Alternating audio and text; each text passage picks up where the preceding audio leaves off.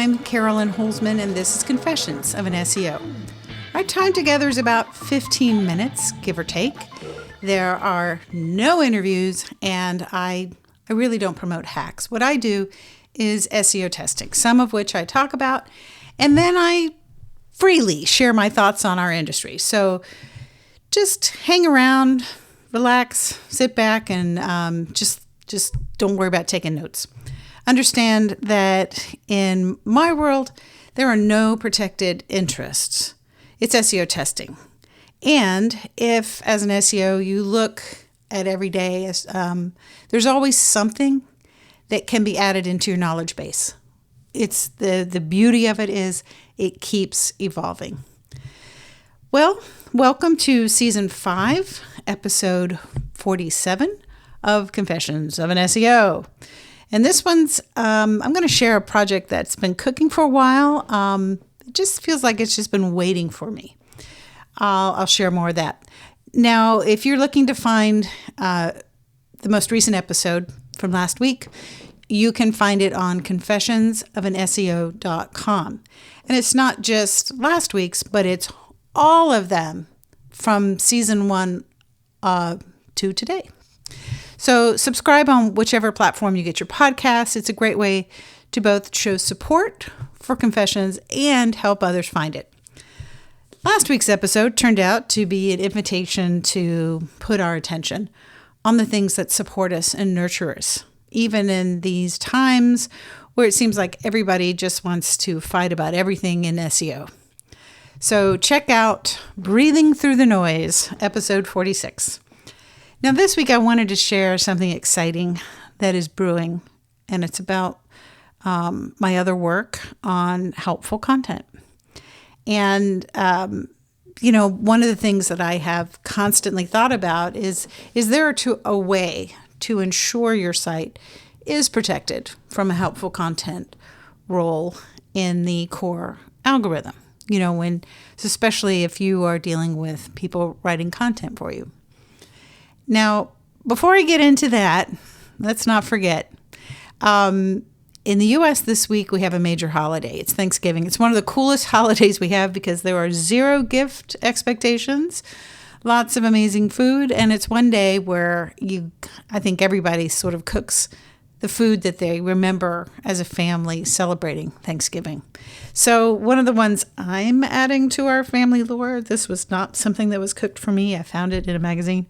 It's a rolled pork loin. It's roasted, stuffed with apricots, cranberries, and pecans. And there's a bourbon cream sauce gravy to go along with it. So anyway, happy Thanksgiving to those who celebrate. I'm grateful that you're a listener. And I guess we all should remember, go easy on that gravy. I'm not going to do a show on December 16th. But Lord willing, and the creek don't rise, you'll get 2 episodes before that week and 2 episodes after it, the Christmas and New Year's episodes. Now this week, I'm going to dance along a razor's edge of being relevant and informational, but not too engineering.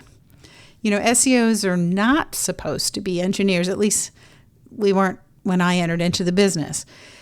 These days, however, it's looking a lot more like if we don't at least incorporate or be aware of the things that the engineers are programming for, we are literally going to get lost, and our clients as well. If you're a longtime listener, you've heard me say, helpful content a few times, but none of you have ever heard me say vector embedding. And today, I'm going to make the case of how both of those are related, how helpful content relates to vector embedding. And I think with that connection being made between them, it provides an even fuller explanation of just how radically our optimization world changed in September 2023. And it should provide a path forward with us knowing it. And all of that in less than 15 minutes. There's lots of Confessions episodes where I break down how I teased out the topical cohesiveness aspect that is part and parcel of the helpful content at the time. Updates, now it's part of the core algorithm. And you can't write helpful content on a single page. The helpful content is basically all the things left after Google categorizes what it thinks is unhelpful content topically. I say there's no such thing as helpful content to those helpful content rules. It's only looking for unhelpful content.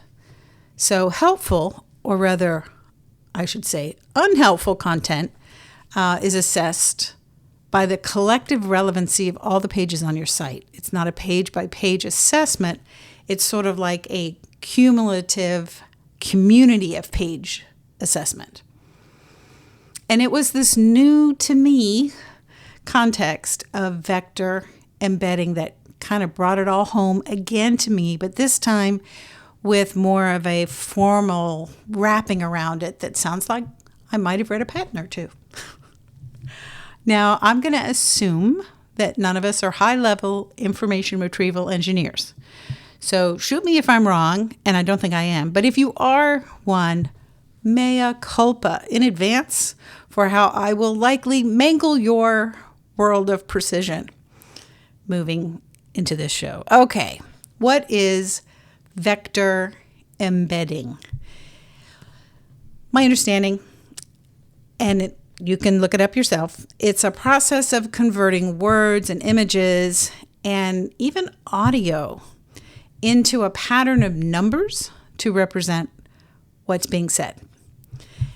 These now numerical representations of our communication. So it's our sentences, paragraphs, pages. It's all created and collected. And when they get enough of them, when I say they'd be engineers, information engineers, they basically turn these into databases, vectorized document databases.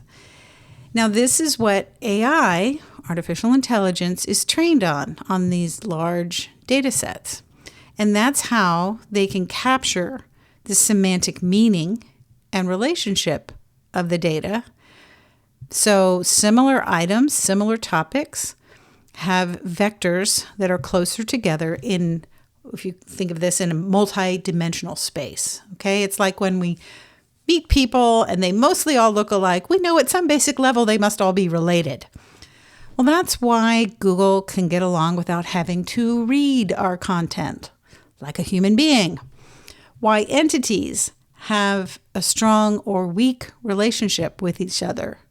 Why apple, crust, sugar, and bake represent one set of semantic relations around the word apple, and apple, hard drive, keyboard, and password represent another set of semantic relationships, even though they both share the word apple. And since AI is a word predictor, this is how they can seemingly understand meaning and do so quickly. Now, I'm purposefully simplifying these concepts because it does us all no good moving forward without being able to understand. This is a huge and drastic shift away from getting a topic on a page from its title tag and shoving keywords in every available place on that page where you can put a keyword. Deep breath. Now, how does this process of vectorizing our documents relate back to helpful content? Earlier this year, Season 5, in Episode 28, I explored the question, what problem did the helpful content updates solve? After recording that, the inspiration hit to compare the timelines between the various helpful content updates to its ultimately folding into the core algorithm the following year and the milestones of Google's AI, which is Gemini. And it's kind of right under our noses. If you may be, I don't know that you are, but if you are familiar with my theory that helpful content does not take into account the relationship of those table of content anchor links and the main URL of the page where those table of content links are placed. Every single site that came to me that claimed that they had been hit from some sort of update, they used a table of contents feature on most, if not every, page of their site. And I've gone ad nauseum about why the data shows this. The Search Console data shows this. The more pages that get hit, the bigger impact it is on your site. Now, many, not all, but many misinterpreted my theory as I was saying the table of contents was the culprit. It is not. It's the inability, whether it's intentional or accidental, of the helpful content classification system to take into account that main URL and all of its similar hashtag URLs are all related and should be scored underneath the main URL. I said that it appeared that Google was assessing each one of these URLs as a different page, even though they ultimately led to the same page. So vector embedding explains why that might be so. Each different but related URL leads to content on a page that is identical with every other anchor text link of that page. And of course, the main canonical of the page, the URL without any hashtag in it. So what better way to train Gemini than to remove all of the duplicate content from Google's index? Or maybe, here's a thought, was it Gemini that started to retrain the sorting of the index? Either way, it kind of doesn't matter, but either way, it meant the ruining of many affiliate and non-news sites that use table of content features because those URLs were captured by the Google bots. So hopefully, I know this is audio, but hopefully you can see with this explanation that if content is processed and scored based not just on its optimization, but if there are similar documents with a familiar vector embed, then we can also see why multiple pages on the same domain that answer the same query, but do so using a variation of the search phrase. It's not an exact word for word, but different words in different combinations that answer the same query, such as how to choose the best plumber in city name, or criteria to evaluate a plumbing company in city name. Once those two pages, let's say, are vectorized, they might look awfully similar, even if they were 60% different in a word and phrase comparison. Now that we have that technical engineer type as an ingredient in our SEO kitchen, what do we make of it? This time, I come with a potential solution. It's in the early stages of testing, and I'd like to invite those who are interested to let me know if they'd like to be in on the beta testing. I'll have more information about this, but what I can share right now is it comes in the form, at the moment, of a WordPress plugin that uses part AI, API, and part indexation research adjacent discoveries that I haven't shared, but lend a structural aspect to the analysis. And in the end, create a roadmap for the content on that site. Now, one of the biggest questions once the helpful content analysis that I published back in April 2024 was, the question came, does this mean that we can't talk about different topics on the same domain?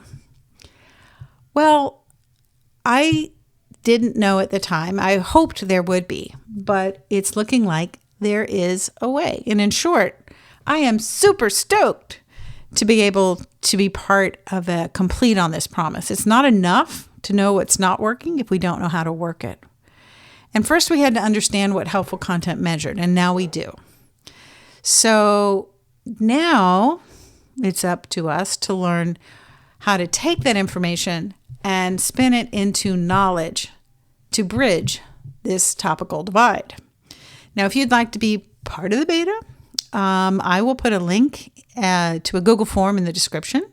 I'll also put it on the American Way Media Facebook page and LinkedIn.